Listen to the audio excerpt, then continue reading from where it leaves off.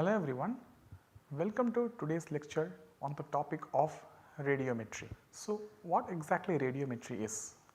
Radiometry is defined as the quantitative measurement of electromagnetic radiation.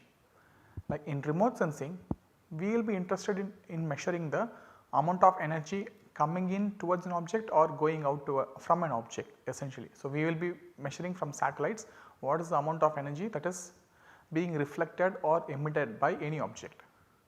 So, for us to quantify the amount of energy coming out of an object, we need to know the various principles and the various terms associated with radiometry.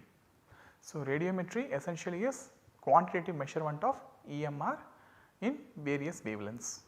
Before going into the concepts of radiometry, we will first revisit some basics that we learnt in our high school mathematics.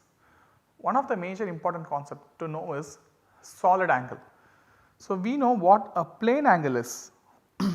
A plane angle when defined in like 2 dimensions, that is why we call it as a plane angle, is defined as the ratio of the length of the arc L divided by the radius of the circle that the arc subtends at the center.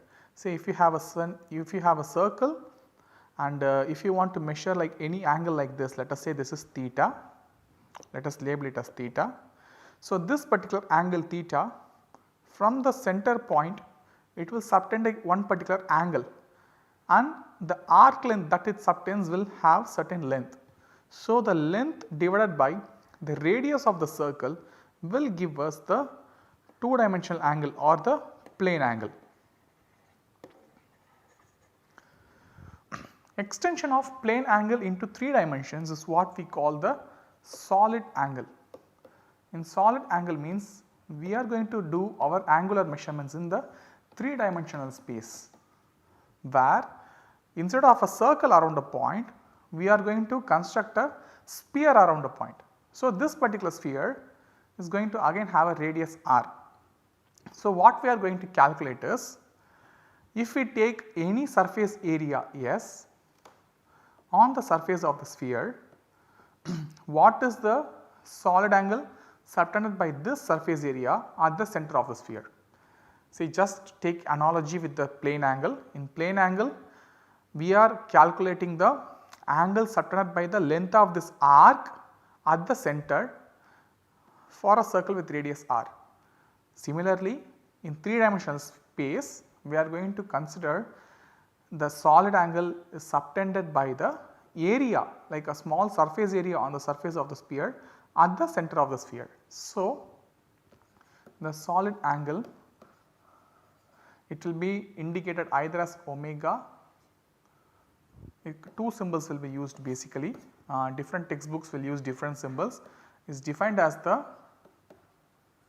its area on the sphere divided by square of the radius. So, as per the definition, the solid angle, any one notation you can use, is given by S by r square. So, essentially a solid angle is a 3-dimensional extension of a plane angle. In plane angle we will be talking about circles and arcs. In solid angle we will be talking about a sphere and the surface area of the small element that is there on the sphere, which is subtending a given solid angle. In order to make it more clearer, now let us take 2 live examples. Normally what we will do, like during daytime or evening time, we will stand outside and try to observe the sun or the moon with our eyes. So, when we see them, they will appear as like a disc to our eyes, and that particular disc will actually subtend a solid angle in our eyes. So, when we see them, we perceive all objects in 3 dimensions. So, that particular sphere, be it like a sun or moon, it will subtend a solid angle when we look up at them. So, what are we going to calculate now is, we are going to calculate what is the solid angle subtended by sun or moon on our eyes when we stand on surface of earth and we observe them. Okay. So, now just look at this particular figure. Assume we are standing at the point O. The point O is where the observer is standing, and the observer is observing either the sun or the moon. It will appear as a disk to our eyes, basically we will see it as like a circle when we look up in the sky. So, what we essentially want to calculate is when we look up at those celestial objects, what is the solid angle subtended by them in our eyes. In order to know them, we need two quantities. One is the surface area of the disk that is visible to our eyes and the distance between that particular celestial object, be a sun or moon, and our point. So, if we know these two quantities, we will be able to calculate the solid angle subtended. First, let us start with the moon. Like here the question asked us calculate the solid angle subtended at earth by sun and the moon. The data is given as the mean distance of moon from earth quantity is given, radius of the moon is given to us, and the mean distance of the sun from earth is given. Similarly, the radius of sun is given. So, first we will start with moon. So, we know the solid angle, if we call it as like omega is given by the area of the disk divided by square of the distance, the d is the where d is the distance. So, area of the disk, essentially it will appear to our eyes as a circle. So, we all know that area of a circle is pi r squared, that is equal to pi into, for moon the radius given is 1.74 into 10 power 3 kilometers. So, we are squaring it divided by the d given is the distance between earth and the moon is 3.84. So, this is like average distance. If you stand on like different points on earth during different times in a year, this distance will change, but this is the average distance all throughout the year, we can assume. So, this distance squared. So, if we calculate it, we will get a value of 6.45 into 10 power of minus 5 steradian. The unit of solid angle is steradian, whereas the unit of plane angle is radians, that also we know. Like for plane angle we call it as radians, for solid angle the units are steradians. So, you essentially have to append your answer with the unit of SR, steradian. So, what essentially it means, moon when we look up into the sky, it essentially subtends a solid angle of around 6.4 into 10 power minus 5 steradian. It is actually like a very small quantity. Like if you take a point and put a sphere around it, say you are standing, if you place a sphere around you, the total solid angle within that particular sphere is 4 pi steradians. Like just compare it with analogy of always like a circle. In circle, if we draw a circle around a point, we say the total angle within the circle is 2 pi radians.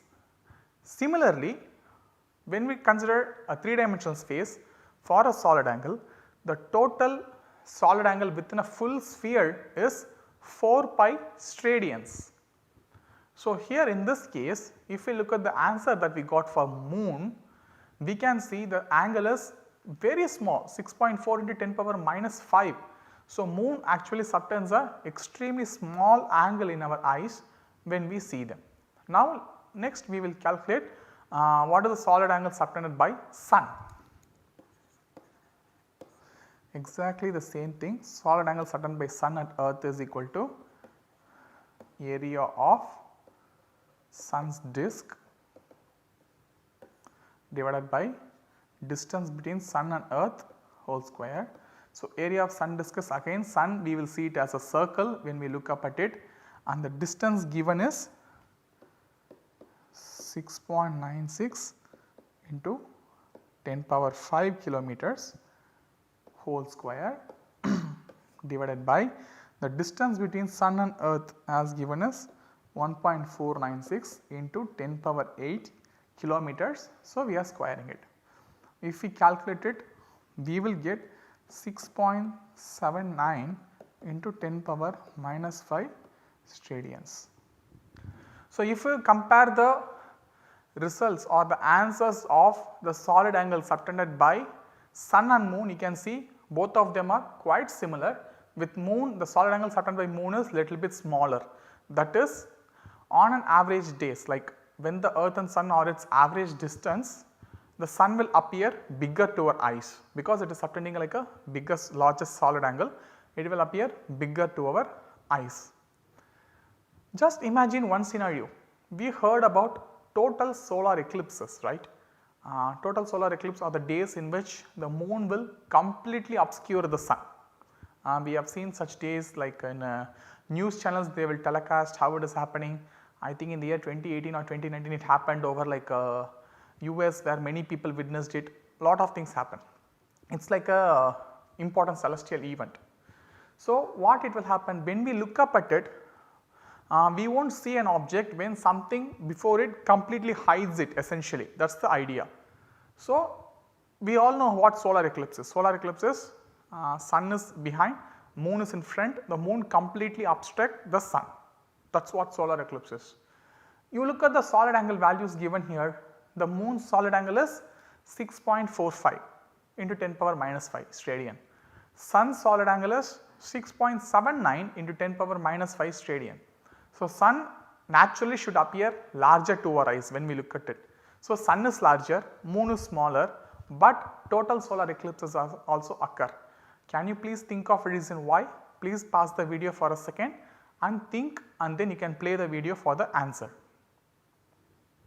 The answer for the question is, the distance that we have used here is the mean distance between earth and the sun. So, the distance between sun and earth and moon and earth will be keep on varying based on where those objects are, where the earth, sun and moon are with respect to their individual orbits. Each of them have their own orbits. Sometimes earth goes closer to the sun in its orbit, sometimes moon comes closer to the earth during its orbit. So, this distance that we have used is not constant, it will vary with season or different days. During total solar eclipses, the moon comes very closer to us. So, the d square term in the denominator will go down and the solid angle will increase. So, that is because as the distance changes, the radius of the moon is going to remain the same. The moon disk or the solar disk area is going to remain the same, that is not going to change. But as the distance changes with different days, moon will appear bigger to our eyes on certain days like full moon, super moon and all we are seeing, right. So, those days moon will come closer to us, moon will appear much bigger actually. So, on those days what will happen, moon will subtend a larger solid angle than sun, that is why moon is able to obscure sun during total solar eclipses. So, solid angle is essentially how much area an object covers in our vision when we look at it, simply put. So, larger the solid angle, larger the area an object will cover in our vision when we see. If it is very small, it will subtend a very small solid angle. So, as the object is growing bigger and bigger, or as the object comes nearer to us, it will appear larger to our eyes naturally, and hence it will subtend a larger solid angle. That is the concept, how much area an object covers in our vision, that is all. Now, we have seen the basics about plane angle and solid angle, have solved a problem also. Now, we are going to get into the radiometric terms and its definitions. So, what are these radiometric terms or radiation quantities? In the earlier lectures, I was repeatedly mentioning energy, radiation, radiant flux density, all these terms. Those terms may appear similar when we hear them for the first time, but the way in which they are defined, the way in which they are measured actually is very different. So, in this particular lecture, we are going to talk in detail about the different quantification of this energy measurement. The first and basic quantity in energy measurement is energy itself. So, what energy is?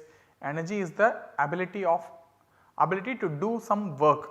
Say I am going to push some heavy object and move it, that means I am spending some energy from my body, I am transferring it through my hands to the object and I am moving it. So, energy is the capacity to do work. Similarly, for radiation also, what is coming from the sun or what is emitted by earth, the radiation also has energy. So, the basic term is energy. So, unit of energy we all know joule. So, that is the basic quantity. Say whatever be the object, whatever be the time frame, what is the total energy content within it, we can like define or calculate using some extent. Now, let us say rather than energy, we need to know what is the amount of energy coming in per unit time. That is I have some like what to say, I have lit up a stove, I am keeping a pot of water filled over it. So, what I want to calculate, what is the amount of heat energy being transferred from the stove to the pot of water I kept on top of it. If I switch on the gas stove, leave it for so much time and measure everything together, I would have calculated the total energy content. Okay, the heat energy supplied is this much. On the other hand, if I want to calculate the energy per unit time, so what I should do? I should measure the total energy transfer from the stove to the pot of water, somehow I should measure it. Simultaneously, I should measure the time taken for this heat transfer. Say the water was cool and then I stopped the process when it started boiling, say it took some 10 minutes, let us assume. So, what is the total amount of energy transfer? I should calculate it and divide it by 10 minutes in order for me to calculate the what is the amount of energy transferred per unit time, that is every second what is the amount of energy transfer, and that particular term, that is energy per unit time, we call it as radiant flux. So, what is the amount of radiant energy per unit time? If you look at this with respect to like energy and power is equal to energy by time. These are all definitions we have learnt in school physics. So, essentially radiant flux is nothing but the power of the radiation, that is what is the amount of energy per unit time. So, for energy the unit is joule, for power, that is radiant flux, the unit is joule per second or watt on the other hand. So, joule per second is defined as 1 watt, that is what is the amount of energy spent per unit time. So, the symbol to denote is a capital letter phi. Okay. So, phi can be like written as like a small letter like this or like a capital letter, a Greek letter. So, here we are using a capital letter. This is the conventional symbol used to indicate radiant flux. Now, what have we done? We have calculated the amount per unit time. Now, my interest is, let us go back to the example of stove and water pot. Rather than calculating in addition to calculating the energy per unit time, I also want to calculate what is the amount of energy per unit time per unit area of pot. That is, let us assume the pot is like quite big, say it occupies an area of say like it has a radius of around like say 2 meters, very big pot. Let us imagine a very huge pot, as if I am going to cook for like a big function. Huge pot, let us imagine a 2-meter radius of pot. It will have like a certain area, we all know that it will cover like a huge area. Per unit area of the surface of the pot, what is the energy I spent per unit time? How I will calculate it?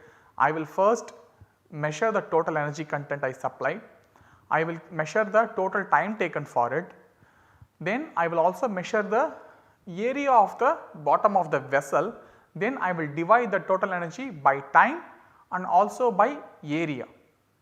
So, here I will be getting the energy I spent per unit time per unit area. This quantity we call radiant flux density. That is what is the amount of energy per unit time per unit area. So, the units for this is joule per second per meter square or watt per meter square. So, conventionally we will write it as watt per meter square. In remote sensing terms, we will be interested normally in remote sensing of earth surfaces. What we will do? We will be having lot of objects on the earth surface, and that particular object will receive energy from the sun. Similarly, that particular object will emit energy on its own or reflect energy from the sun, that we know. So, for remote sensing purposes in this radiometric term, the exact definition of radiant flux density is something like this. Let us say we have a small area here on a flat horizontal surface,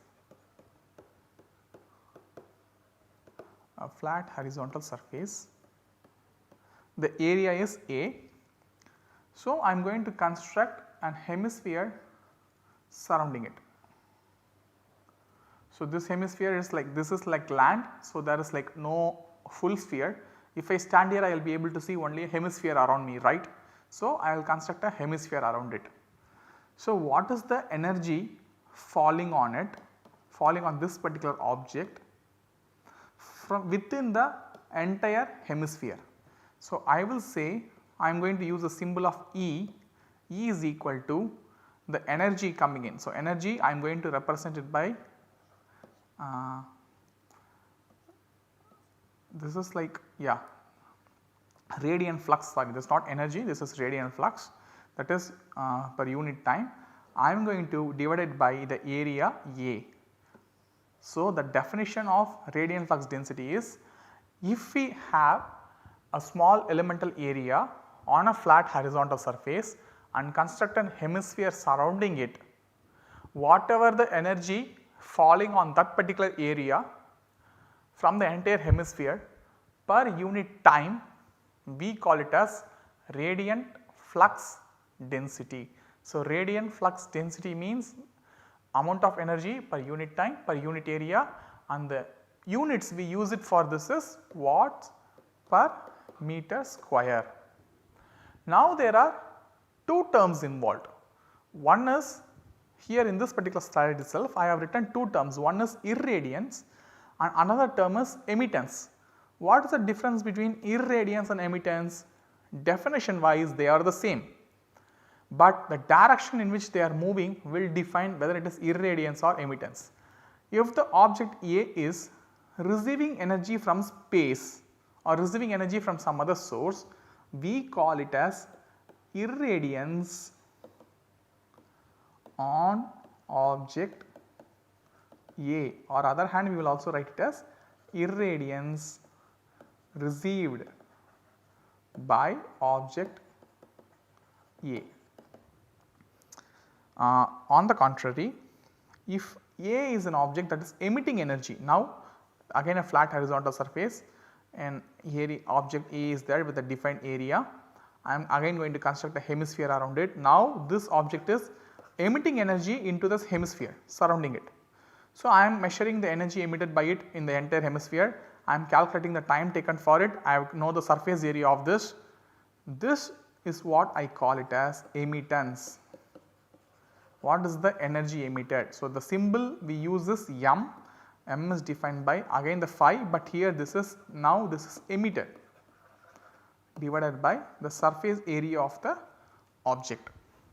So, whether any surface is receiving energy or whether a surface is emitting energy, we call it as irradiance or emittance. But technically both of these irradiance and emittance we should call as radiant flux density, that is the correct technical term, that is radiant flux density. But based on the direction whether it is coming towards an object or whether going out of an object, we will classify it as irradiance or emittance. So, here please note we have considered a flat horizontal surface and the energy we have taken is in the entire hemisphere surrounding it. So, essentially we are talking about like a 2 pi solid angle surrounding a given object. Say if I stand here, the solid angle surrounding me is like I can put a full hemisphere covering myself. So, the solid angle around me is 2 pi steradians. So, what is the energy falling on me from the other sources within this 2 pi radians is what is radiant flux density. Now, we go back to the previous slide to look at the next most important term.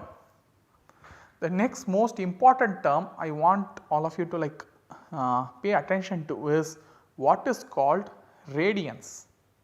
So, what exactly radiance is, we will move to further slides. Yes. So, this particular slide will tell us what radiance is. So, here let us say someone is standing here, like let us go back to our example of the sun and an observer problem that we already solved to calculate the solid angle. Okay. Sun is here and observer is standing here. The observer is looking at the sun. As I already said, the sun is going to subtend a solid angle. So, this is solid angle omega. So, whatever the energy coming in from the sun is actually coming within this particular solid angle, because the observer is looking at the sun and the sun subtends the solid angle of this, and whatever the energy the observer receives is actually coming within this entire solid angle. Similarly, say if you are flying on an aeroplane, say there is an aeroplane and an observer is like, we have got a window seat, someone is sitting on a window seat and trying to see whatever is there on the surface. So, what we will see, we will be able to see something like kind of like a cone, and whatever solid angle we can see, we will be receiving all the energy coming within it and our eyes can see it. Same concept is what radiance is to a satellite or in remote sensing parlance. In remote sensing parlance, say a satellite will have a sensor. So, there we will take from the example of a sensor. Let us say a sensor is placed here, it is seeing something on the earth's surface. The sensor is kind of like a small element, like our human eyes, it is like a small element. So, when it sees the earth's surface, based on its sensor's orientation and properties, it will have a small solid angle subtended within it. So, whatever the area is covered within the solid angle, it will observe. So, whatever the energy coming in within that particular solid angle will reach the sensor. So, essentially the energy within that particular solid angle, what is the energy coming in that particular direction is what we are interested upon, and conceptually this is what is known as radiance. So, now we will go to the exact definition of a radiance, what radiance is. We again take like a small area on a flat horizontal surface. Okay. This is like an area, the area of the surface is A. I am placing a sensor or something here, or let us assume there is a observer here standing on a some energy source is there, something is there measuring it. So, now we are looking at an angle of theta from the surface angle. So, now the direction is like not in like perpendicular to the surface, it is the direction in which we are looking is having a angle of theta with respect to the surface normal. Okay. So, if this is the case, if I want to calculate what is the amount of energy that is going out from this particular area in this particular direction of theta at a given solid angle, the given solid angle omega or phi, whatever we can call, is what is known as radiance. So, radiance is essentially what is the amount of energy, that is amount of radiant flux going on per unit solid angle divided by the projected area of the surface. So, what the projected area of the surface means, the area is now, if I am looking at some other direction inclined angle of theta, the area will not appear like A, but it will be projected, it will have an angle of A cos theta, that is the area will appear different. What essentially I am doing is, I am trying to project this area perpendicular to the direction of motion of radiation. So, I am projecting this particular area in a direction perpendicular to the motion of radiation, and what is now this projected area is. Say we have learnt like projections and how surfaces will change when we look from different perspectives, like some engineering students will be there taking this course, and you would have learnt about like projections, how the area will change. Like very similar example, like if we take like kind of like a large circular object on the ground, if you are like flying in an aeroplane, if you see it from like different directions with different viewing angles, the same circle may appear as an ellipse, may appear like a smaller circle, elongated ellipse, and so on. Its shape will be keep on changing. So, essentially the area that you are seeing is projected in that particular plane.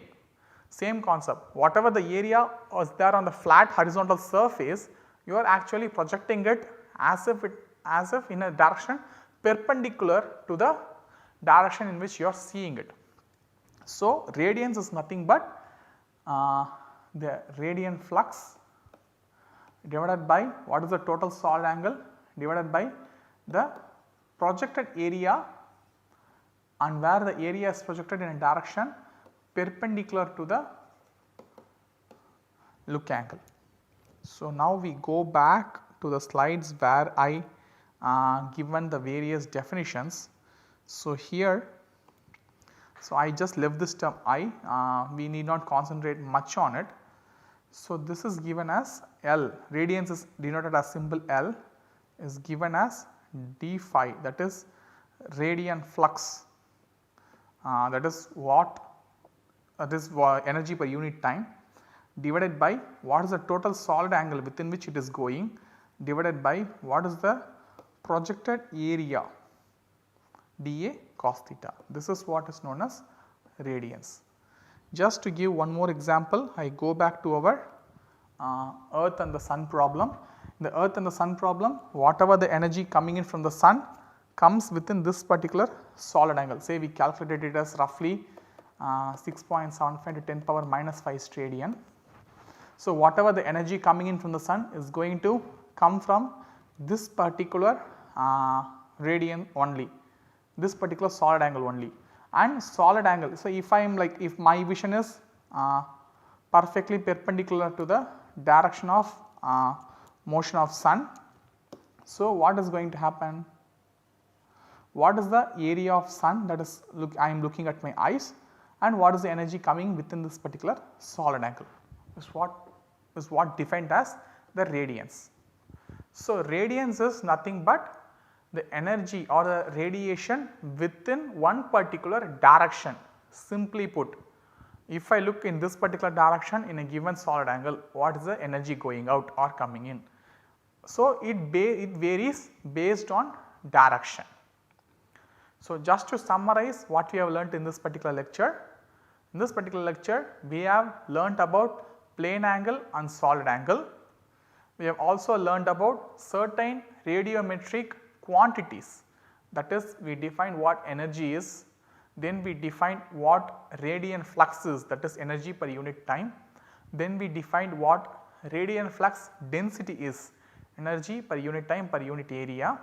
Then we also define what radiance is. So, radiance is defined as the radiant flux per unit solid angle per unit projected area. So, radiance is highly directional. Maybe in the next class we will go little bit deeper into these concepts and look more into it in order to understand it better. Thank you very much.